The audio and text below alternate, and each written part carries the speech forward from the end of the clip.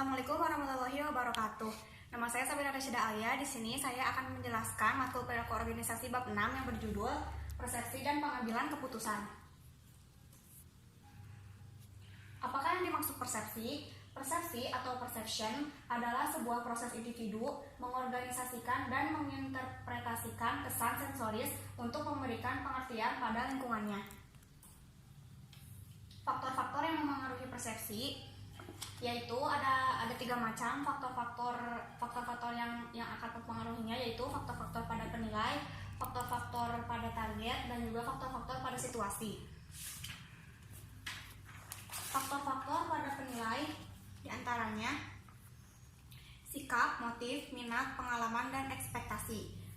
Dan faktor-faktor pada target diantaranya inovasi, pergerakan, suara, ukuran, latar belakang, proksimitas, dan kesamaan. Dan faktor-faktor pada situasi yaitu waktu, latar kerja, dan latar sosial. Selanjutnya teori atribusi. Teori atribusi menjelaskan cara-cara menilai orang dengan berbeda, bergantung pada pengertian yang diatribusikan pada sebuah perilaku. Itu menyatakan bahwa ketika mengamati perilaku seorang individu, kita mencoba menentukan apakah itu disebabkan dari internal atau eksternal. Penentuan itu terutama tergantung pada 3 faktor, yaitu perbedaan, konsensus, dan konsistensi. Jalan pintas dalam menilai orang lain secara umum yaitu persepsi selektif, efek halo, efek kontras, dan stereotip. Yang pertama, saya akan menjelaskan persepsi selektif terlebih dahulu.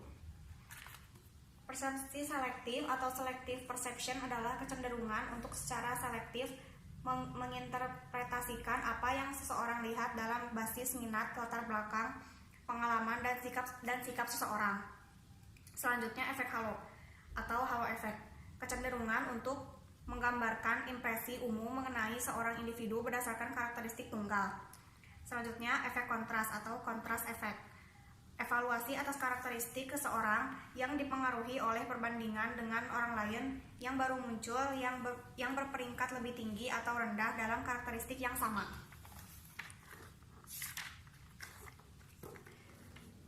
Dan stereotip atau stereotype, yaitu menilai seseorang berdasarkan persepsi mengenai kelompok asalnya. Aplikasi spesifik dari jalan pintas dalam organisasi. Yang pertama, wawancara kerja. Riset menunjukkan kita membentuk kesan atas orang lain dalam 10 detik berdasarkan pandangan pertama. Riset terbaru mengindikasikan bahwa intuisi individual kita mengenai sebuah kandidat pekerjaan tidak dapat diandalkan dalam prediksi kinerja, tetapi bahwa mengumpulkan masukan dari banyak evaluator independen dapat menjadi lebih prediktif. Selanjutnya, ekspektasi kinerja. Orang-orang mencoba untuk memvalidasi persepsi mereka mengenai realita bahkan ketika hal-hal ini salah. Istilah prediksi pemenuhan diri dan efek Pygmalion menjelaskan bagaimana perilaku seorang individu ditentukan oleh ekspektasi orang lain. Jika seorang manajer mengekspektasikan hal-hal besar dari pekerjanya, mereka tidak mungkin mengecewakannya. Selanjutnya, evaluasi kinerja. Masa depan seorang pekerja sangat terikat dengan penilaian, promosi, kenaikan gaji, dan kelanjutan pekerjaan adalah beberapa hasilnya, meskipun penilaian bisa jadi objektif. Banyak pekerjaan dinilai secara subjektif juga. Hubungan antara persepsi dan pengambilan keputusan individu. Setiap keputusan membutuhkan kita untuk menginterpretasi dan mengevaluasi informasi. Kita juga perlu mengembangkan alternatif-alternatif dan mengevaluasi kekuatan dan kelemahannya. Proses perseptual kita akan memengaruhi hasil akhir. Selama proses pengambilan keputusan, kesalahan perseptual seringkali muncul sehingga dapat membiaskan analisis dan kesimpulan.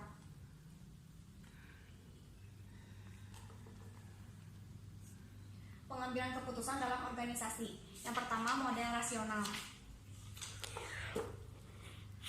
Model pengambilan keputusan rasional atau rational decision making model yaitu sebuah model pengambilan keputusan yang menjelaskan bagaimana individu seharusnya berperilaku untuk memaksimalkan hasil. Dan yang kedua, Model rasionalitas terbatas atau bounded rationality, yaitu sebuah proses pengambilan keputusan dengan membangun model yang disederhanakan yang mengeluarkan fitur-fitur esensial dari masalah tanpa menangkap semua kompleksitasnya. Dan yang ketiga, pengambilan keputusan intuitif atau intuitive decision making, sebuah proses tanpa sadar yang diciptakan dari pengalaman yang diperoleh. Bias dan kesalahan umum pada pengambilan keputusan. Yang pertama, bias terlalu percaya diri. Riset terkini terus menyimpulkan bahwa kita cenderung terlalu percaya diri dengan kemampuan kita dan kemampuan orang lain.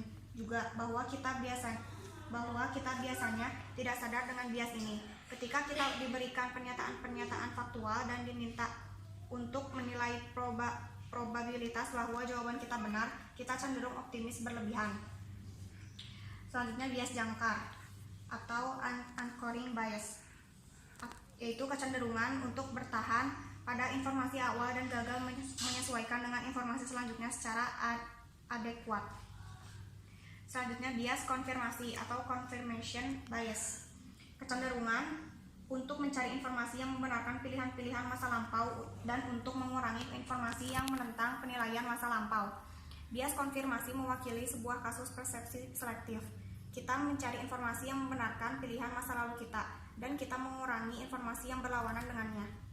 Selanjutnya, bias ketersediaan atau availability bias, yaitu kecenderungan orang untuk mendasarkan penilaian pada informasi yang siap tersedia bagi mereka. Riset terbaru mengindikasikan bahwa sebuah kombinasi atas informasi yang siap sedia dan pengalaman langsung kita dengan informasi yang sama khususnya sangat berdampak pada pengambilan keputusan kita.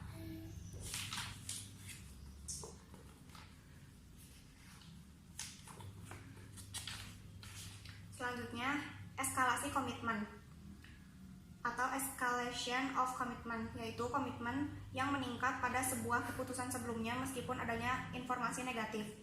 Eskalasi komitmen merujuk pada bertahannya kita dengan keputusan sekalipun ada bukti yang jelas bahwa itu salah.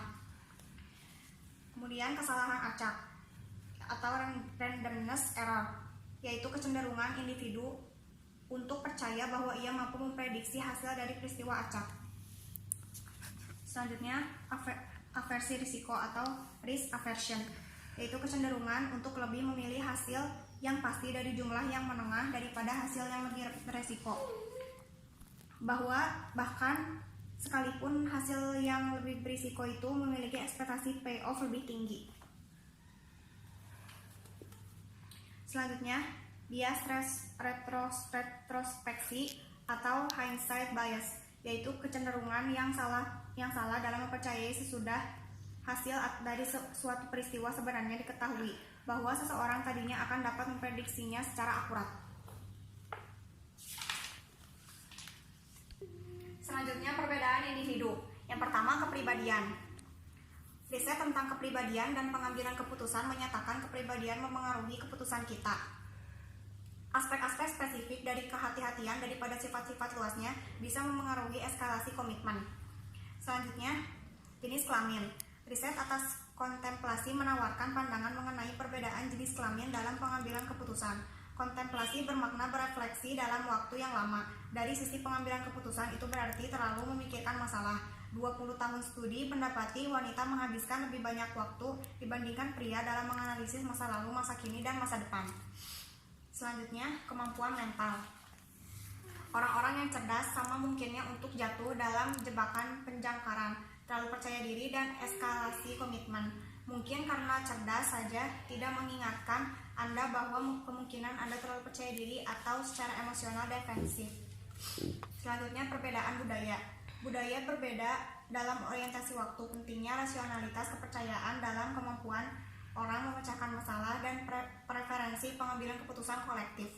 Beberapa budaya menekankan pemecahan masalah, sedangkan yang lainnya fokus pada menerima situasi sebagaimana adanya.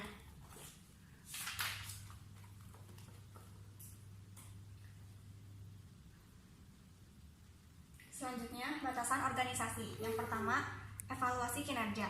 Manajer dipengaruhi oleh kinerja yang menjadi dasar mereka dievaluasi. Selanjutnya, sistem imbalan. Sistem imbalan organisasi memengaruhi pengambil keputusan dengan menyarankan pilihan apa yang memiliki pembayaran pribadi yang lebih baik. Jika organisasi menghargai penghindaran risiko, manajer lebih mungkin untuk mengambil keputusan konservatif. Selanjutnya, peraturan baku. Semua kecuali sangat sedikit organisasi membuat peraturan dan kebijakan untuk memprogram keputusan dan mengarahkan individu bertindak sesuai yang diharapkan. Dalam melakukan hal demikian, mereka membatasi pilihan-pilihan keputusan.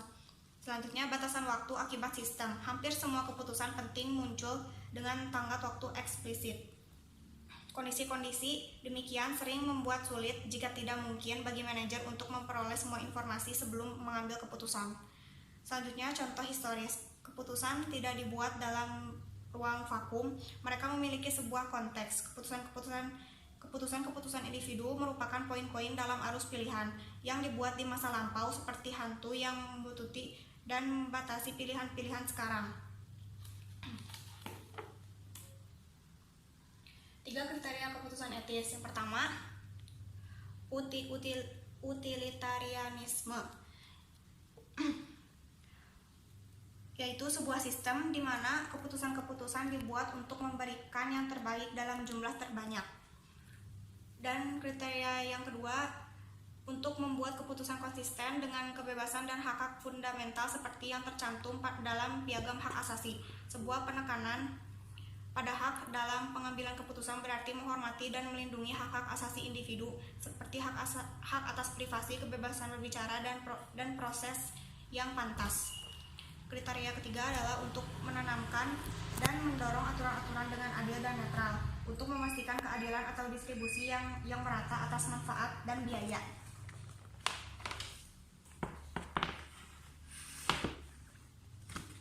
Selanjutnya, perilaku kreatif.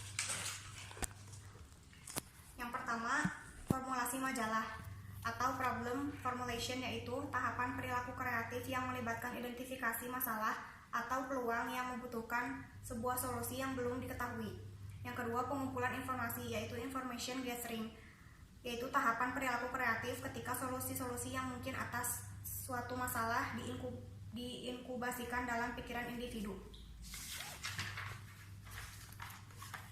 Yang ketiga, kemunculan ide atau idea generation, yaitu proses perilaku kreatif yang melibatkan pengembangan solusi-solusi yang mungkin atas sebuah masalah dari informasi dan pengetahuan yang relevan. Selanjutnya, evaluasi ide atau idea evaluation, yaitu proses perilaku kreatif yang melibatkan evaluasi solusi-solusi potensial untuk mengidentifikasi yang terbaik.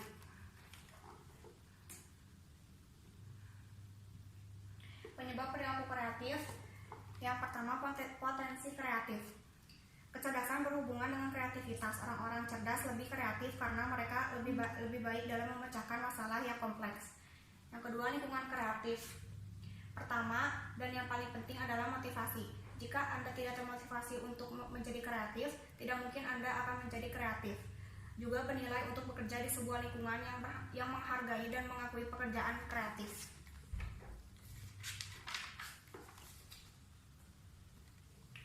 Selanjutnya, inovasi. Sebuah organisasi bisa menuai banyak ide kreatif dari para pekerjanya dan menyebut dirinya inovatif. Soft skill membantu mentranslasikan ide menjadi hasil. Seorang peneliti mendapati bahwa di antara para pekerja sebuah perusahaan agribisnis besar, ide-ide kreatif paling mungkin diimplementasikan ketika individu dimotivasi untuk mentranslasikan ide ke praktik dan ketika ia memiliki kemampuan jaringan yang kuat. Mungkin itu saja yang dapat saya sampaikan kali ini. Mohon maaf bila ada kesalahan. Wassalamualaikum warahmatullahi wabarakatuh.